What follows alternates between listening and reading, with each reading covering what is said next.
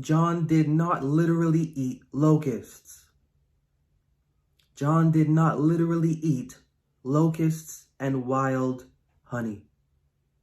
We can know this from how the author of the book of Mark describes the backdrop of this character, placing them into the category of Daniel and Haman. Them referencing those scenes allows us to understand the type of person we're dealing with, and the type of person we're dealing with that is also dressed well. Camel's hair is well. That's luxury. This isn't somebody wild and untamed or such, as we would imagine.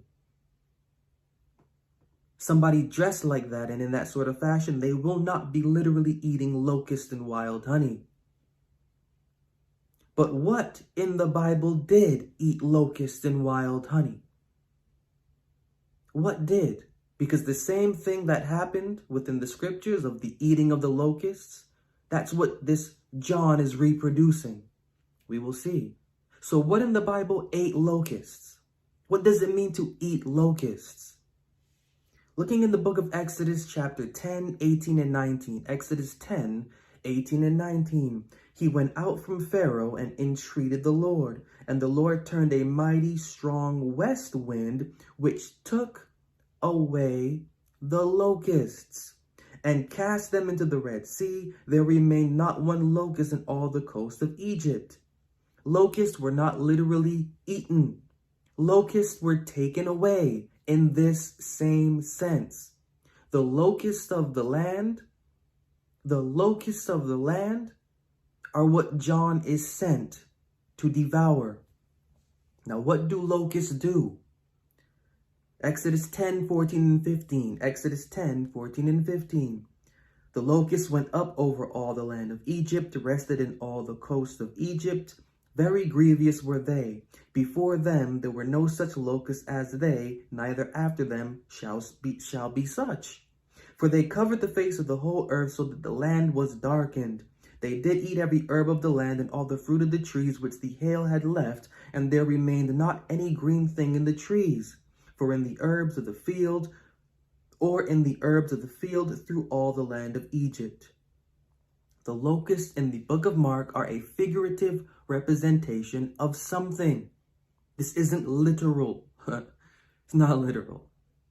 Locusts in the book of Mark, they are representing a land darkening agent.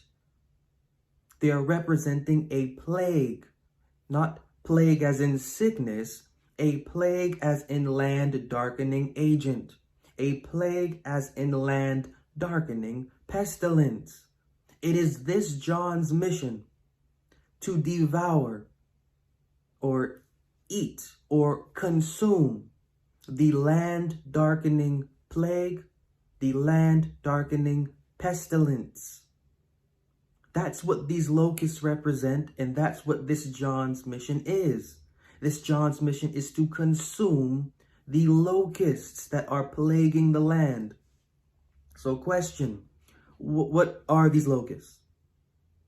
What is this land darkening pestilence? 2 Chronicles 6, 27 and 28, just to branch out, just to allow the Bible to help us to branch out.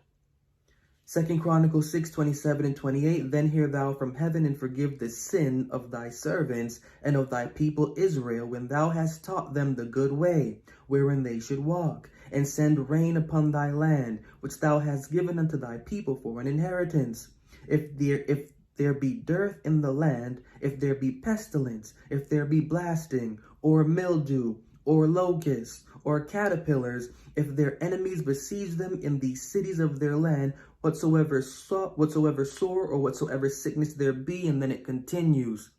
The idea here in this verse is to show that the locusts are connected to, along with everything else there, blasting, pestilence, mildew, caterpillars.